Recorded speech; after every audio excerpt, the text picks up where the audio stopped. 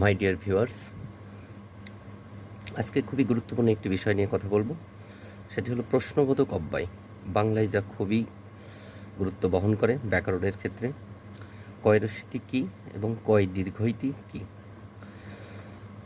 তো প্রশ্নবোধক অব্যয় সাধারণত কী এবং কী এই দুটোর মধ্যে বিস্তর ফারাক রয়েছে, কিন্তু খুব সহজে বোঝার জন্য এই বিস্তর ফারাককে উদাহরণের মাধ্যমে বিষয়টি বোঝানো হয়েছে।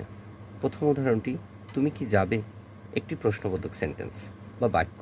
যদি হ্যাঁ অথবা না দিয়ে উত্তর দেওয়া যাবে, তাহলে কি অব্যয় ব্যবহৃত হয় বোঝা যাচ্ছে। যেমন, আমি কাউকে জিজ্ঞেস করলাম, তুমি কি যাবে? সে বলল হ্যাঁ। আর যদি সে না যায়, তাহলে বলবে না। একইভাবে আবার, তুমি কি খাবে? এক্ষেত্রে কোনো দ্রব্য বা খাদ্য খাবে সেই বিষয়ে উত্তর চাওয়া হয়েছে। যেমন, জিজ্ঞেস করা হলো, তুমি কি খাবে? সে বলল হ্যাঁ, আমি আপেল খাবো। তো এই ক্ষেত্রে এই যে আমি আপেল খাবো এই কথাটি বর্ণনাতীত হয়েছে। তো এই ক্ষেত্রে বোঝা যাচ্ছে যে কয় দীর্ঘিতি কী এই শব্দটির উত্তর একটু বর্ণনা আকারে দেওয়া যায়, আর কয় রস্যিতি কী এই উত্তরটি হ্যাঁ অথবা না দিয়ে দেওয়া যায়। তো এই ক্ষেত্রেই প্রশ্নবোধক অব্যয় অনুযায়ী অনেক সময় উত্তর দেওয়া প্রয়োজন পড়ে।